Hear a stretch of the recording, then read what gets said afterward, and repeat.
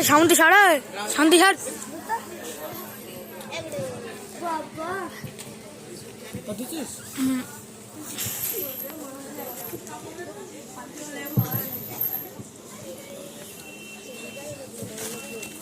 ওর মুখ দেখা যাচ্ছে না কার আসসালামু আলাইকুম ওয়া রাহমাতুল্লাহি ওয়া বারাকাতুহু। হ্যাঁ এরকম ধর রাখা পাখিনি।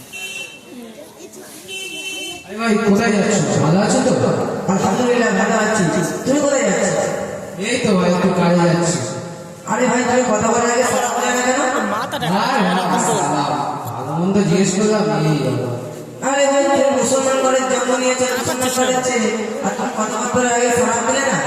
নবী সাল্লাল্লাহু আলাইহি সাল্লাম হাদিসে জানিয়ে দিয়েছেন আসসালামু আলাইকুম, কথাবার্তার আগে সালাম করো, আর একে অপরের মধ্যে সালাম আদান প্রদান করলে একে অপরের মধ্যে ভালোবাসা সৃষ্টি হয়। আর তুমি সেটাই করলে না? আচ্ছা ভাই চলো আমি নামাজ পড়তে যাচ্ছি, আমার সাথে নামাজটা পড়ে আসি। হ্যাঁ ভাই সময় একটা নামাজ পড়তে। আরে ভাই কোথায় যাচ্ছ? আমার কথাটা শুনে যাও। তুমি যে কাজে যাচ্ছ তোমার কাজ আগে না নামাজ আগে? আরে ভাই আমার কাজ আছে, নামাজ না হয় পরেই করবো। আরে তুমি যে কাজ করতে যাচ্ছ এই কাজের সফলতা কোথা থেকে পাচ্ছ? কেন আল্লাহ পাকে দিচ্ছে আমাকে? তুমি যে হেঁটে বেড়াচ্ছ, তুমি হাত দিয়ে যে কাজ করছো, এই যে দুটো চোখ দিয়ে তুমি দেখছো, জবাব দিয়ে কথা বলছো, এই সমস্ত শক্তিগুলো তুমি কোথা থেকে পাচ্ছ? আল্লাহ পাকে দিচ্ছে আমাকে, তাহলে মালিকই তো আল্লাহ। তাহলে তুমি নামাজ না পড়ে কাজে যাচ্ছ? আরে ভাই এখন কি ছেলে ঘুরবো ফিরবো কাজ করবো, নামাজ না হয় পরেই করবো। আরে ভাই তুমি ইয়ং ছেলে বলে একটা কথা নিয়ে করবে না? আল্লাহ পাক তো ইয়ং বয়সে ইবাদতগুলোকে আল্লাহ পাক বড় পছন্দ করে, আর তুমি ইয়ং বয়সে ইবাদত করবে না? আরে ভাই তুমি যে বলছো আমি ঘুরবো ফিরবো, আল্লাহ পাক যদি এখন তোমার ঘুরো পায়ের শক্তি দিয়ে আমি কেড়ে নেয়, তুমি যে হাত দিয়ে কাজ করছো এই হাতের শক্তি যদি আল্লাহ পাক তোমার কাছ থেকে কেড়ে নেয়, তুমি যে জবাব দিয়ে যে কথা বলছো এই জবাবের শক্তি যদি আল্লাহ পাক তোমার কাছ থেকে কেড়ে নেয়, তুমি যে যদি চোখ দিয়ে দেখছো এই দেখার ক্ষমতা যদি আল্লাহ পাক তোমার কাছ থেকে কেড়ে নেয়, তাহলে কি হবে? তাও ঠিক বলছো, লেখা আস্তে আস্তে শুরু করবো। আরে এতক্ষণ তোমার বোঝানোর পরে তুমি এখনো বলছো আস্তে আস্তে শুরু করবো? আরে তোমার কি মনের ভয় হয় না? আল্লাহ পাক যখন তখন ঝাড়ু কো দিতে পারো। আরে আমি যে এখন তোমার এখানে আছি, হয়তো কিছুক্ষণ পর হয়তো আমি আর নেই, আল্লাহ পাক হয়তো কো দিতে পারো। আরে এখন যে এত ঠান্ডার সময় রাতে ঘুমানোর সময় কম্বল ছাড়া ঘুমানো যায় না, আর আল্লাহ পাক যদি এখন আমার মুখ দিয়ে দেয়, তাহলে এই শীতের সময় আমি পাতলা একটা কাপড় পরে ওই গরিব কবরে চলে যেতে হবে। আরে তোমার চোখে কি পড়ে না যাদের আল্লাহ পাক দুটো পা দেওয়ার সত্ত্বেও দুটো পায়ের শক্তিটা আল্লাহ পাক কেড়ে নিয়েছে? আরে তোমার চোখে কি পড়ে না যাদের আল্লাহ পাক দুটো হাত দেওয়ার সত্ত্বেও হাতের শক্তিটা দেয়? আরে তুমি কি তাদেরকে দেখো না যাদের আল্লাহ পাক দুটো চোখ দেওয়ার সত্ত্বেও চোখের দেখার ক্ষমতাটা দেয়? তুমি কি তাদেরকে দেখো না যাদের আল্লাহ পাক জবাব দেওয়ার সত্ত্বেও ওই জবাবের কথাটা কেড়ে নিয়েছে? আল্লাহ পাক তোমার সঙ্গে নিয়েছে, তাহলে কেন তুমি ওদের বাদ করছো না? আল্লাহ তোমার পা দিয়েছে, তুমি মসজিদে এসে আসছেন। আল্লাহ তোমার চোখ দিয়েছে, ওই চোখ দিয়ে আমরা কোরআনটা পড়ে দেখাবো। আল্লাহ পাক তোমার জবান দিয়েছে, ওই জবান দিয়ে আমরা কোরআনটা তেলাওয়াত করবো। তাহলে এসে হয় আল্লাহ পাক এসে আল্লাহ পাক খুশি হবে। আমি যদি আল্লাহর ইবাদত করি আল্লাহ পাক কি সত্যি খুশি হবে? অবশ্যই খুশি হবে। তুমি আল্লাহ পাকের ইবাদত আপনি করবে, আল্লাহ পাক খুশি হবে না? আচ্ছা ভাই আমি যদি আল্লাহর ইবাদত করি আল্লাহ পাক খুশি হবে কি দেবে? তুমি আল্লাহর ইবাদত করবে, আল্লাহ তোমাকে জান্নাত দেবে।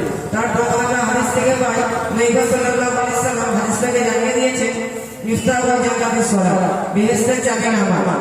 মানে এর অর্থ যে আল্লাহ পাকের ইবাদত আপনি করবে আল্লাহ পাক তাকে জান্নাত দেবে।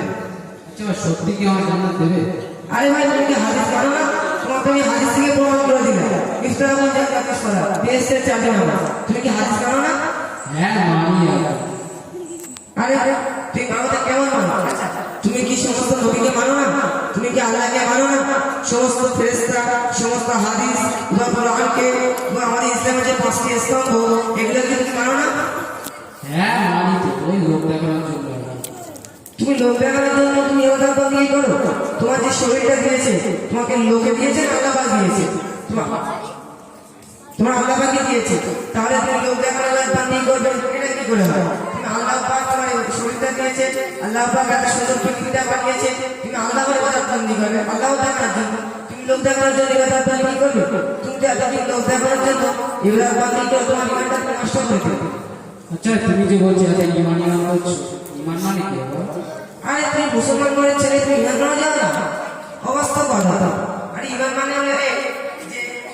নবীকে, সমস্ত হাদিস, সমস্ত ফেরেশতা এবং কোরআনকে মন থেকে বিশ্বাস করার নামই তো ইমান। আচ্ছা ভাই, আমি এই ইমানটাকে বিশ্বাস করবো কিভাবে? আরে এইগুলোকে মন থেকে বিশ্বাস করলে তোমার ইমানটা পরিপূর্ণ হবে। বললাম তো, নবীকে দিয়ে তুমি মন থেকে বিশ্বাস করে দাও, সমস্ত ফেরেশতা, সমস্ত হাদিস এবং আমাদের ইসলামের যে পাঁচটি স্তম্ভ, নামাজ, রোজা, হজ, যাকাত, কালেমা, এগুলোকে মন থেকে বিশ্বাস করলে তোমার ইমানটা পরিপূর্ণ হয়ে যাবে। আচ্ছা ভাই, এগুলো মন থেকে বিশ্বাস করলে ইমানটা পরিপূর্ণ হয় তো? অবশ্যই হবে, কেন হবে না? তুমি এগুলো মন থেকে বিশ্বাস করবে, অবশ্যই তোমার ইমানটা পরিপূর্ণ হবে। সত্যি ভাই, তুমি আজকে আমার চোখটা খুলে দিলে। আমি জানতাম না যে এগুলোর মধ্যে বিশ্বাস করলে ইমানটা পরিপূর্ণ হবে, আল্লাহর পথে ফিরে আসবে। আমি এটাও জানতাম না যে নামাজ পড়তে হবে, আমাদের 12 বছর হয়ে গেলে নামাজ পড়া হয়ে যায়। সত্যি ভাই, এত বড় পৃথিবীটা, এত সূর্য, এত বড় সূর্যটা আল্লাহ পাকই বানিয়েছে। আমি এতদিন জানতাম না। সত্যি তুমি আজকে আমার চোখটা খুলে দিলে। আর তুমি যে বলছিলে নামাজ পড়তে যাবে, চলো ভাই, আজ থেকে এখন নামাজ পড়তে হবে। আচ্ছা ভাই, চলো আমরা আজ থেকে এখন থেকে নামাজ পড়তে যাবো।